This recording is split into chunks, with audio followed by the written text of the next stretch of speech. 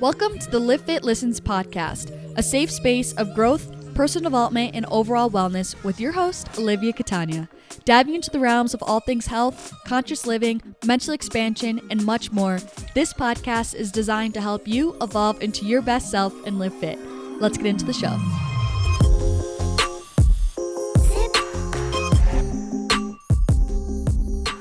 Hello, you guys. Welcome back. How you guys doing? Let us sister know. In the comments, telepathically, energetically, let me know.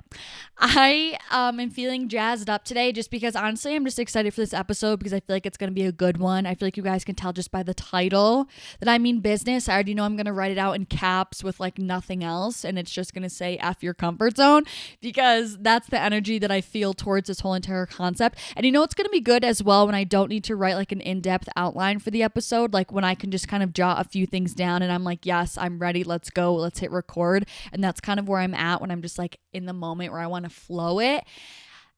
And so that's where we are. So I'm just even more excited about the episode. It's something I've been thinking about a lot lately, and I went through another lesson of this very recently, which we're going to talk about.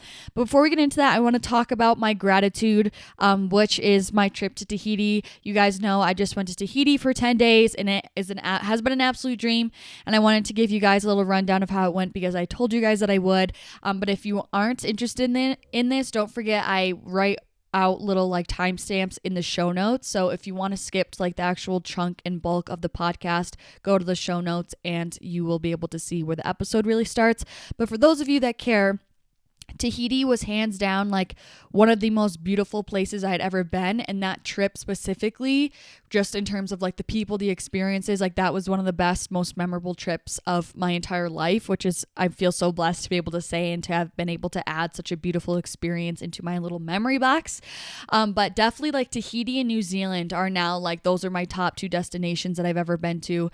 The biggest thing that blew me away was like the water. I had no clue that the water in French Polynesia was that blue. Like, but I would be looking at one stretch of ocean and like I could see like three different shades of blue, which was just like fascinating to me. And it was so clear. Like I've never had like that insane experience with snorkeling before, like in my entire life. Like the water was just so stinking crystal clear. The reefs were still so healthy and alive. And I've never really, I made me realize, it's sad, but it made me realize how dead the coral is in areas such as Hawaii. So it was amazing to see, like I realized that I had never seen like really living healthy coral before. So that was super interesting. And just the water, like I love being around water, and like that water was something out of a movie. And also, you guys know that I had, a surfing incident when I was on Oahu and I still have scars on my leg, which by the way, I still get asked about them. They aren't stretch marks. Someone asked recently if they're bite marks. I always get questions on like what they are, and it's just they're still scars from when I had really bad reef rash from a surfing incident. But nevertheless, I still was always a little bit kind of on edge. Like just being on Oahu always kind of, when I would go in the ocean, there's obviously a ton of surf like around all of Oahu. So the waves are like super big, aggressive. Like there's just a lot of waves. And like that was something that was really hard for me to kind of digest because I'm used to growing up on lakes and like freshwater stuff. So like the water's always super calm. Growing up on a lake, like when I'm sweaty for my workout, I can just, I'm just going to go jump in the lake and like cool off, NBD. But like when I was on Oahu, that was like, it was a whole different ball game. I had to like mentally prepare, like, okay, I'm trying to go in the water, like don't turn your back to the ocean. Like it wasn't a calming thing for me. And when I just wanted to like go and swim and have it be relaxing. So what was super unique about, I can't say if it's on for all French Polynesia, but like I know around the island of Moorea, there's a barrier, like a reef around the whole thing, which blocks the huge waves from like coming into the shoreline. So like that's why the first initial stretch out is like so calm. Like the water looks so glassy because there's no that barrier reef is like preventing those huge waves from coming in and like making it all chaotic. So you see the waves like out there, but you would have to like take a boat to them, but they don't come all the way to shore. And I'm like, maybe this is my speed, because when I was on Oahu, I was like, maybe I'm just not an ocean ocean girly. Like, maybe it's not for me, but no, I am. I'm just not a wave girly when I'm trying to fight for my life and survive. Side tangent, but yeah, so that was a huge perk. And just like the people that I was with were amazing, and just the people, like all the Tahitian people that I met were so kind. The people, I went there with the amazing humans that I met when I was in Hawaii, and it's just crazy to hear, like, just now even learning about the culture of like Tahiti and like their kind of view, because they're French Polynesia now, right? But they're originally just Polynesia, but the French now took ownership of them, and so now they're French Polynesia. And it's so fascinating to hear how like the Tahitians they aren't very fond of the French people, just like how Hawaiians aren't very fond of Americans. And it just makes so much sense, and it's been so humbling, like learning their culture and everything. I had the privilege of sitting in on a Tahitian high school class, which I thought was super priceless experience. Like it just looking like after the fact, I was like, well, that was actually really interesting and really special and a really authentic experience. I was glad that I could experience, but it was like fascinating, such like the holistic message that they were teaching in their class. Like I was like, we wouldn't learn this in school, like in the US. Like they were talking about your intuition, your gut, how they're a part of the land. And like, I don't know if they still do it, but like previously they would like plant the placenta after having a baby into the earth so that you become one with the land. And they were speaking all this in French, and so they were like trying to, the students were so kind, like trying to translate it for me, which like added to the experience. But yeah, just everything is amazing. And I just feel like, I don't mean to like group everyone together in a stereotype, but I just mean this in the best way of like the people that I've met on, Oahu, like the Hawaiians and Tahitians, like all these people, these islanders, like they are so kind and so giving and so generous that like, and just to call myself out and my own family, like I just wasn't raised that way. And it's something that I've been trying to improve on and be better at. And like they just have taught me so much, like generosity and being selfless. And like one of their biggest mottos is like you give as much as you can, and then you then is how you kind of are able to receive more. But they don't ever expect anything in return, though, is the thing. Like they just give and give and give and give. And there was another back when I was in Hawaii, a friend there of mine said, like, us Hawaiians, like, we know what we need and we don't ask for anything more. And there was also a plaque, like when I was on the island of Moorea, which is an island in French Polynesia where I just was, and it was speaking about kind of the history of Moorea and how an American came over. And this American thought he could help them with his money. And he realized that he's like, I actually couldn't help them at all with my money.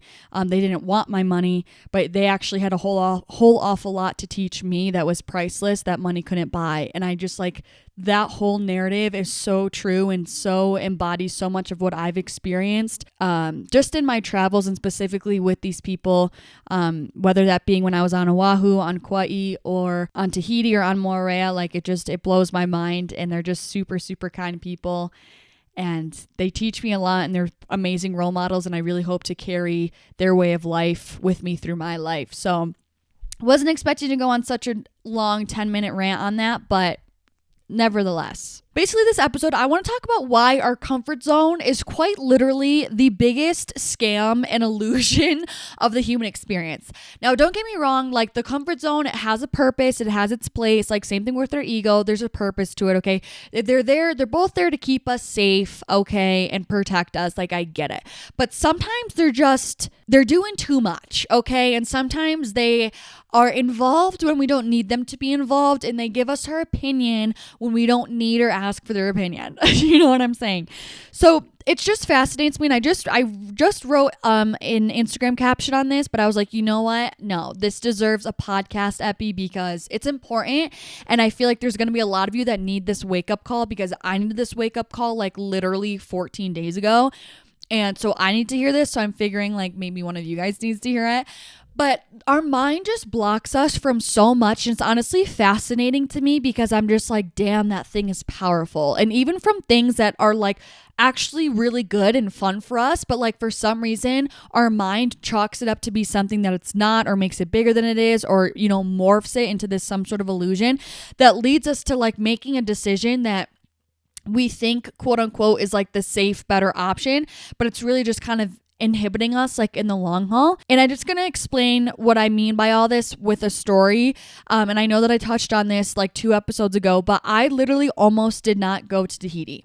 And after me just ranting for 10 minutes about how amazing the experience was and the people are and the connections that I built and all that sort of stuff, I literally was so close to not going on that trip, which bear with me because I know so many people of like so many of you guys who may not be in the position right now to have, you know, taken that opportunity to go on the trip. You guys would have been like, okay, like, sorry, boohoo. Like, I feel, you want me to feel bad for you. Like, what is this supposed to mean?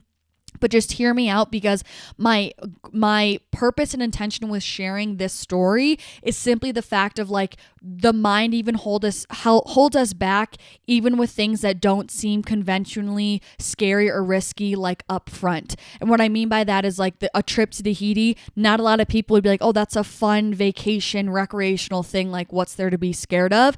But my mind found something to be scared of or found something to be nervous about, even in something that may seem as like really enjoyable to like at the surface level.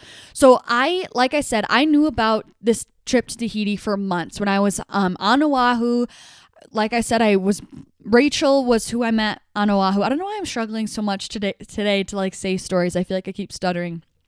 But she told me that she was going to Tahiti for 2 months. She told me that way back when I was on Oahu in like June, probably May.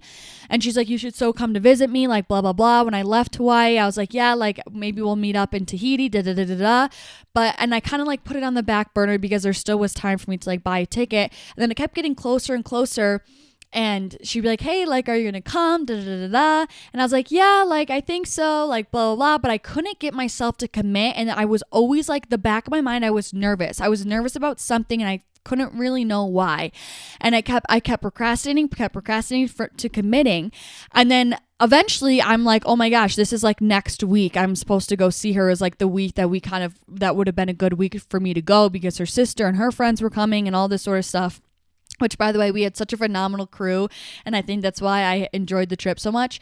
But anyways, and I was like, oh my gosh, like, do I go? Do I not go? And I had all of these thoughts in my head, which in the moment I was like, I don't know. I never thought there was like my intuition blocking me. Like I just thought like I'm feeling very indecisive about going.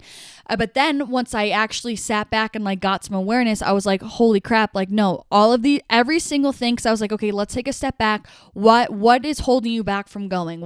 From not going, excuse me. Why do you feel like you shouldn't go? Or wait, what's holding you back from going? Why do you feel like you shouldn't go? You guys know what I mean. And I was like, okay, so I like listed out why I feel like I didn't want to go or why I felt like I shouldn't go. And they were all these hypothetical fears, self-limiting beliefs. I was like, do I really want to spend the money? It's an international trip, meaning the travel day is just going to be a hassle. All these flights are like 18-hour travel days. I have no clue what to expect, like all this sort of stuff, because I really didn't know what to expect. Because all the trips that I have gone on, it's like usually a trip that I really want to go on. I know enough about them that I like know why I want to go and what to expect. This for me was like kind of piggybacking on Rachel's kind of itinerary. So I was like, I don't know what to expect. I don't know what's going to happen, all this sort of stuff. And like it hit me when I looked at those reasons. I was like, none of these are any sort of like intuitive nudges, intuitive pulls. None of these are of any sort of like valid concern or like constructive real issues or anything. They were all just what ifs, and they were all just fears. They were all just lower vibrational behavior and thought patterns. And it just hit me, and I was like, dude, like, you sound ridiculous. And I was like, looking back after this opportunity passes, because I do feel like there's also something about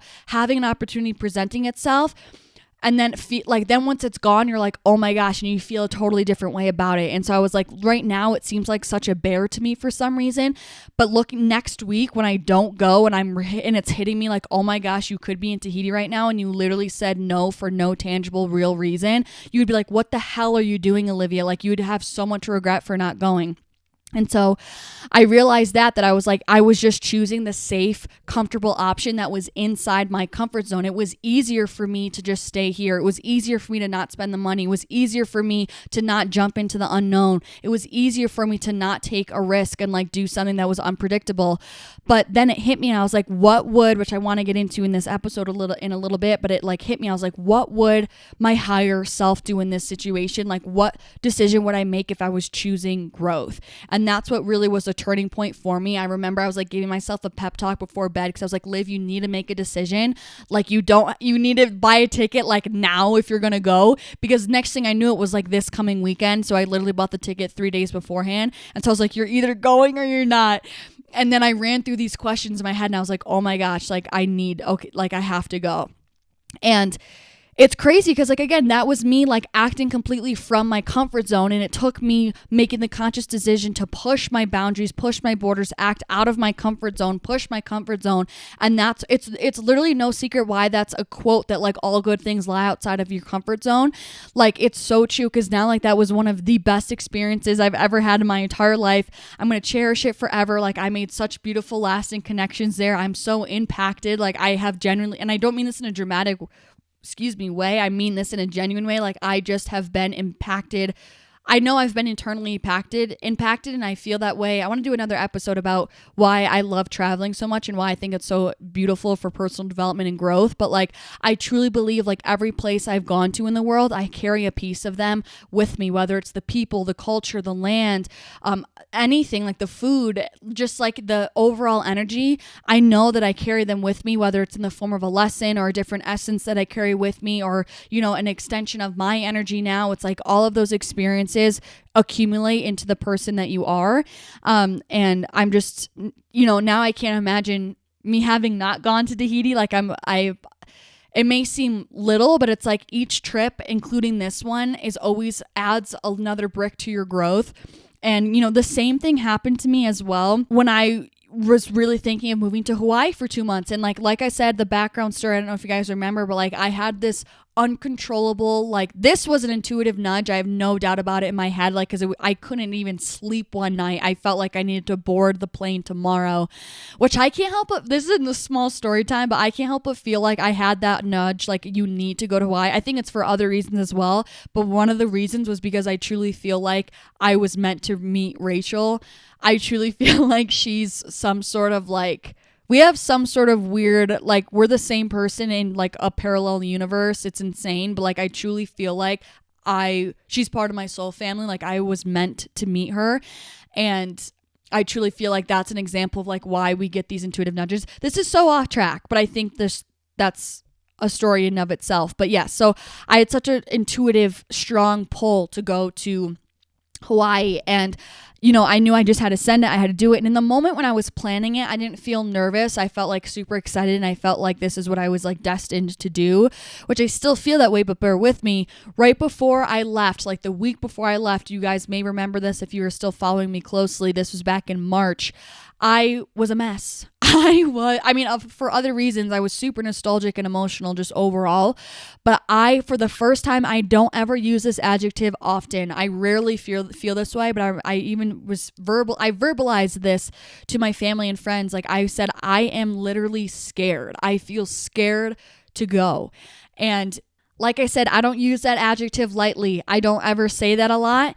And that was because, like, again, it was something that was outside of my comfort zone. And I just was scared. I remember when I landed, I was like, oh my gosh, what have I got myself into? Like, can I actually do this? Like, I know absolutely no one here. I'm living completely on my own.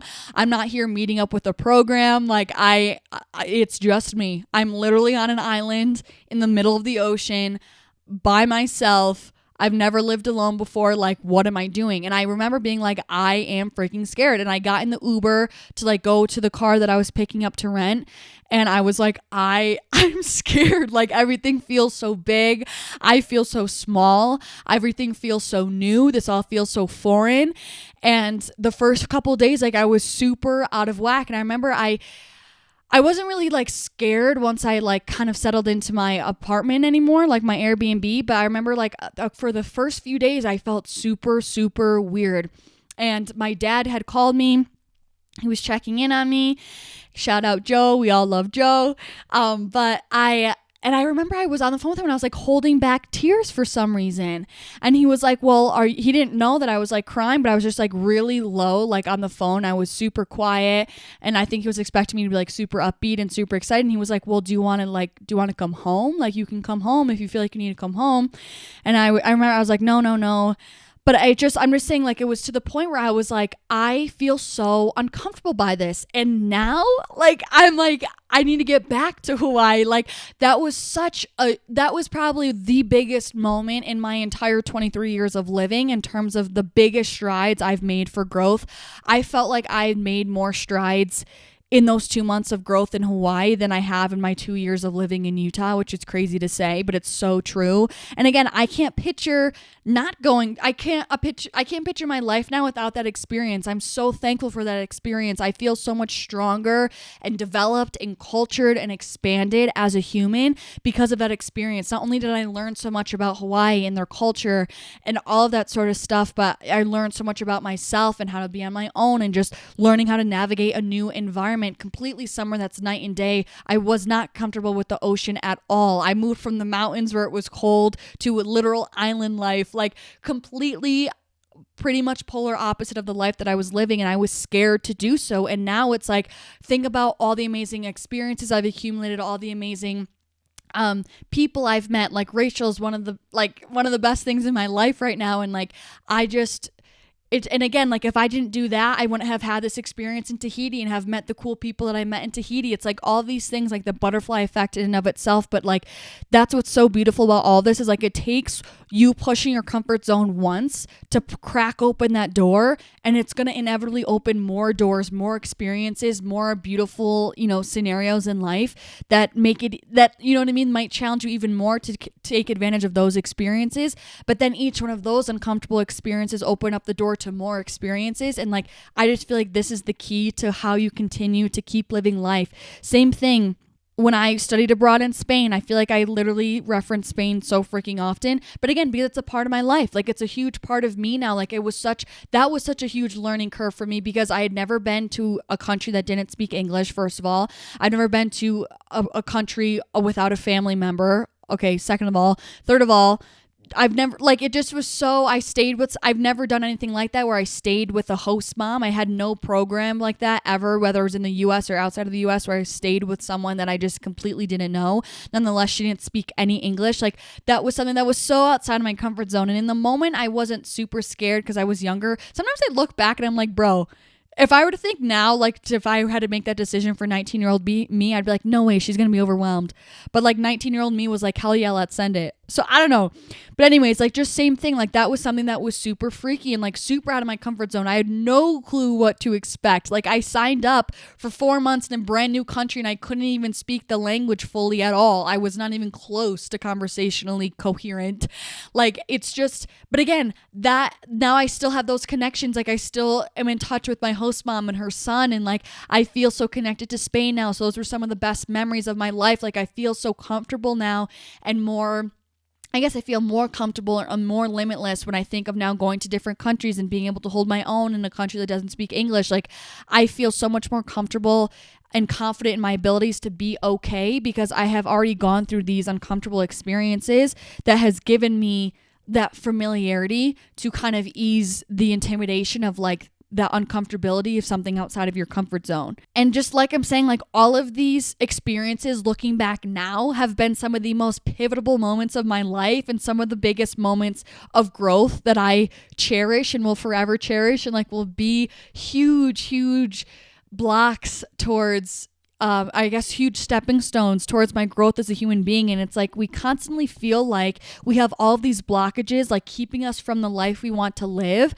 when they truly are all just an illusion. And it's like, it's proven firsthand. For example, like that story about me going to Tahiti, it's like, I felt like I had all these blocks, but then once we challenged them and we pushed through them and we're like, oh, what the hell? Like that's it. And it seems so insignificant once you're through them, because like I'm saying beforehand, when we work them all up in our heads, they seem to be such a big thing, but it's just this illusion. It's kind of like, now I'm picturing like when you used to do little puppet shows on the wall. It's like, it seems like this huge scary shadow that it's going to be this monster, but it's really just your hand like being a little puppet. It's like these are all just illusions, and once you break through them, we're like, oh, that was it. And then you break through and like so much more seems available to us at that like kind of new level, if you will. And that's almost how I see it. It's like we knock down one wall every time you make a decision to push your comfort zone and push your boundaries. You knock down that wall, and it allows you to then up level, and like now you're able to see even more of the amazing experiences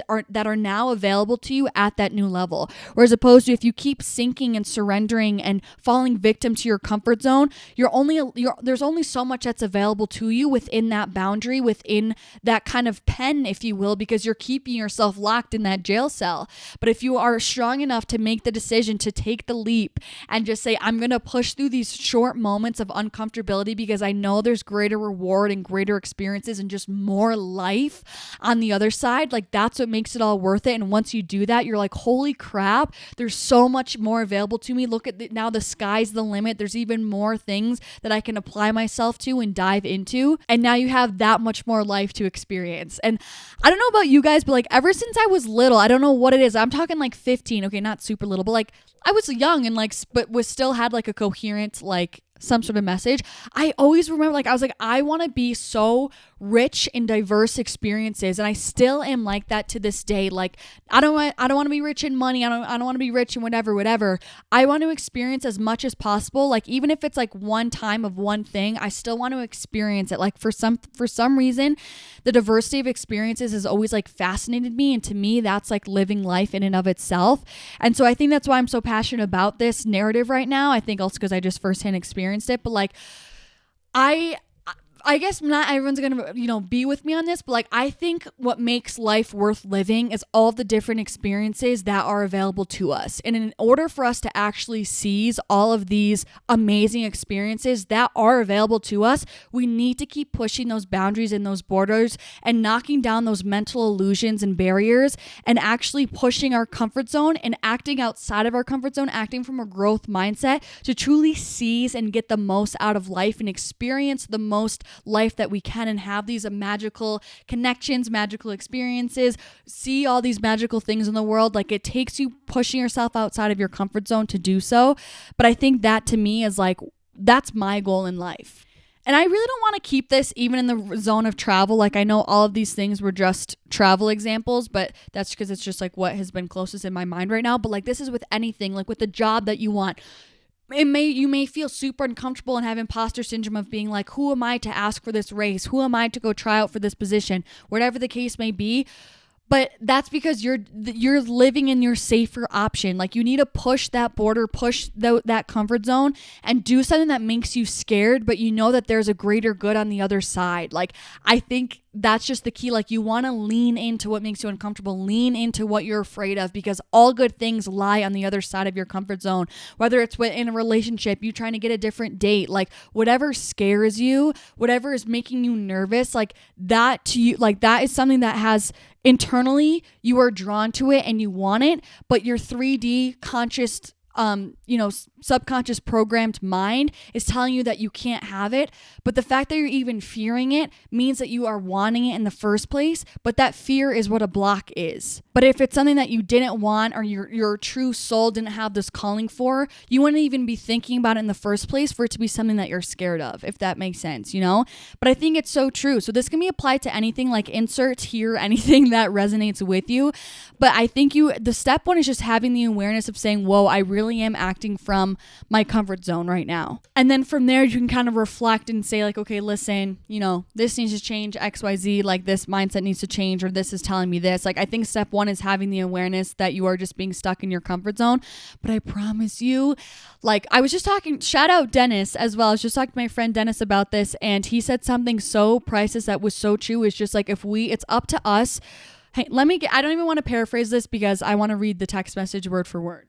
He said, I've been realizing life will take us as far as we are willing to go. As long as we keep freaking breaking every damn barrier of fear, life just keeps providing.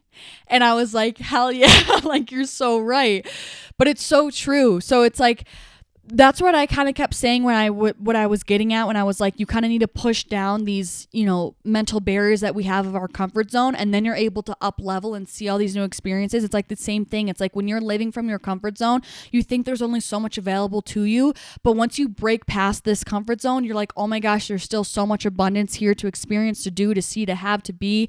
And you're like, oh wow, like I get it now. And that's what he was saying, when like life just keeps providing, and there is truly abundance as long as there's as much abundance as you're looking for and yearning for, as long as you're willing to keep knocking down those barriers and keep pushing your boundaries and pushing your comfort zone. And that's where you will continue to keep finding all this abundance that you're seeking.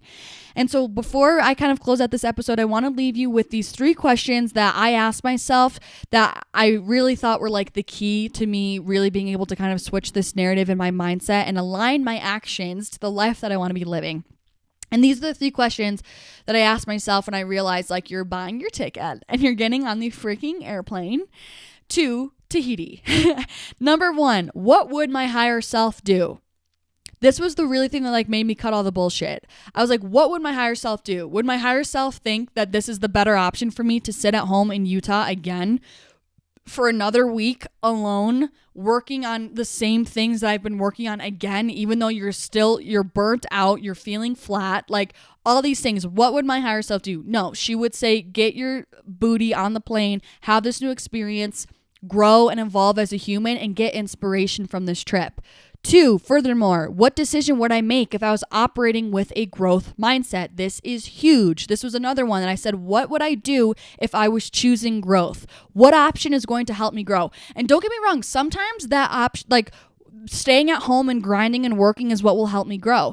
But I knew in this moment, I was like, no, what's going to help me grow is experiencing a new culture, a new trip, doing something that's scaring me right now, that makes me feel uncomfortable. That's where growth lies. Growth is not here in my bedroom right now. Growth is not here in Utah. Growth is not me at my computer and again in the same spot working on the same things. Growth is not that for me right now. Growth is me leaving the country to a place that I don't know anything about and I don't know what to expect on taking a flight that I'm kind of nervous to take. That's where growth lied. And number 3, what option helps me push my comfort zone? Pretty self-explanatory, but another great one. What option helps me push my comfort zone? This, I think, is a really important one. These are also great things for you guys to journal on and as well and reflect on, but that was another thing. My comfort zone is here in my room, in my bedroom, the same thing I've been doing for the past 2 months all summer. And so what's going to help me push that? And that's me going on this trip. So again, the 3 questions that I want you guys to ask yourself to help you say F you to your comfort zone. Number 1, what would my higher self do? Number 2, what decision would I make if I was operating with a growth mindset? And number 3, what option helps me push my comfort zone? So, with all that being said, the affirmation for today is I act from my higher self with a growth mindset. I have an exclamation point on the end of this one when usually it's a period. So I hope that is really conveying the energy that I'm showing up to this episode with. I act from my higher self with a growth mindset. Next time you're in doubt or having anxiety and all these things that are all surface level 3D egoic mind subconscious programmings that are showing themselves up in your head, scream this. I act for my higher self with a growth mindset. Your higher self leans into uncomfortability because your higher self trusts that it is working out for your greater good. Your higher self trusts that all of this is aspiring to help you evolve into your best self. It's all for your evolvement and evolution as a human being during your life human experience. That's how your higher self takes on uncomfortability and challenges and adversity and foreign things. Your higher self doesn't hide when things are foreign or uncomfortable or not familiar. Your higher self takes on this foreign and unfamiliarity with grace, with confidence, with elegance, and with trust and with faith, knowing that again, this is all conspiring for your highest good and this is how you grow. And these experiences are what help you to continue to evolve a body and continuously step in to your higher self. Your lower self, your 3D self your ego is one that hides in the face of unfamiliarity. It hides in the face of uncomfortability. It hides outside of your comfort zone. Your ego doesn't exist outside of your comfort zone. How about that? So if you really want to find your higher self, I can promise you, he, she, they are they're lavishing, they're basking in the sun outside of your comfort zone, waiting for you to come outside and go find them. Okay? I love you guys so freaking much. I hope you guys enjoyed this episode. If you did, or if you've gotten any value from any of my episodes ever and you're looking to support me in this podcast, you can leave a rating or review. Means the world to me. I read every one. Each rating means the absolute world to me. I really appreciate it. And also, if you guys want to screenshot this, send it to a loved one, someone who needs to hear this, someone who's acting from some low vibrational state, acting from some low vibrational behavior that we don't stand for. Just slide this in a text message. Say, listen, it's not from me. It's from Livfiit. Okay. It's not me. It's her. You know what I'm saying? Don't shoot the messenger, that type of thing. Or you can also post a screenshot on your Instagram story, tag me. Love to see who's listening as always, and any thoughts that you guys have on the podcast. It always makes me smile and makes my day. So again, I'm sending you guys so much love. I really hope this hit for you guys, and I'm looking forward to connecting in the next podcast. And yeah, peace and love, baby.